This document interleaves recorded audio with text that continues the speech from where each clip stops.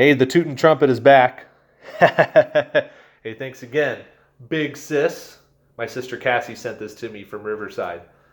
Back when I was in college at Fresno State. Hey, if you haven't played through 145 More Gorilla Jumps, that one's cool. It's in a minor key. So I want you to go back to that video. You could play through this one first and then go back.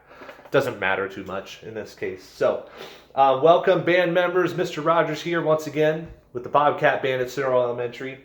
We've got number 146 at the bottom of the page, bottom of the page 27. 146 on page 27. We got full coverage. This is another time signature that we just learned recently. A lot of you have played through it many times in our more advanced music. Common time. Yes? 4/4. It's the same exact thing. So 4 beats per measure. We're in the key of, look at your key signature. What major scale does that line up with? B flat major. It's important to know those things because your fingers have a muscle memory about them. And through our practice in scales, that helps us in tunes. When we're given a key signature, we can anticipate the pitches that are coming up. Okay, I know, like this is what B flat major feels like to me, right? So if I end up doing that, like on a concert, E, right, flat, well, for brass players, it should be first vowel. For the E flat, trumpets, F, right? And for the clarinets, when you're playing F, you got to make sure it's with the thumb, not with the first finger, because that's that F sharp, right? So you got to anticipate that, making sure that your key signature is being followed. Look at all those slurs. Okay, that means more air all the time. You have to sustain through all of those slur figures. Look at your eighth notes, sets of 4, 1 and 2 and 3, 4, right? Ta, ta, ta, ta. Sorry, T, T, T, T, 2, 2. All right, and you're slurring into beat 1. A lot of these times you're connecting beat 4 of the measure to beat 1. So if you look at measure 4, quarter note tied to a dotted half note, you're going to play that note, still 3 beats, but you're slurring up to it. You're not going to tongue that dotted half note. Watch out for rests. Look at the repeat sign at the end. All right, 2 dots. You're going all the way back to the beginning of the tune. And that's about it, everybody. Now's the time for you to sight read. All right, so now you need to pause the video. Go ahead and do that and sight read the song on your own.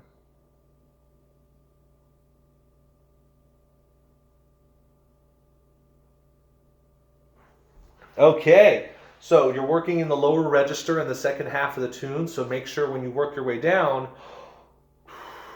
it's really just relaxed air. If there's any tension happening here, it's going to go a little bit sharp, so keep that in mind. It should be kind of pretty mellow in that lower register. All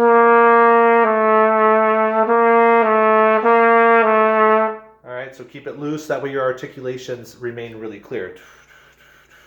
Here we go. This is the top. Let's play it together.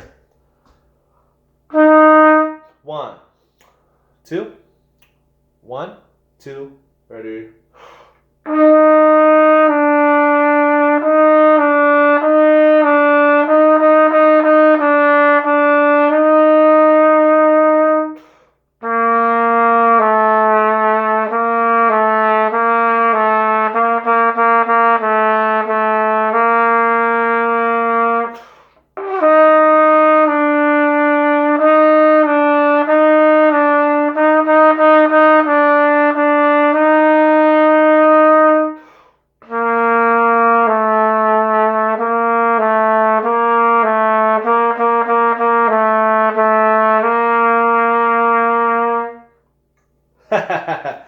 Hey, mellow exercise. Again, a lot of these are sort of etude-like, so they're going to focus on a specific technique, not so much on a familiar song.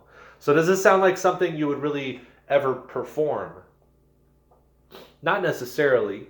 I mean, you could if you added your own dynamics, if you added your own style to it.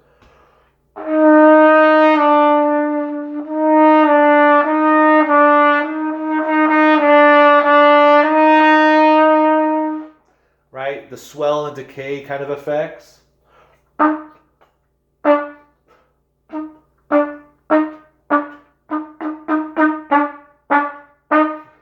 practice different articulations, right? You can experiment really with whatever you wish to create a better foundation on those staccato and legato techniques like we just did, all right?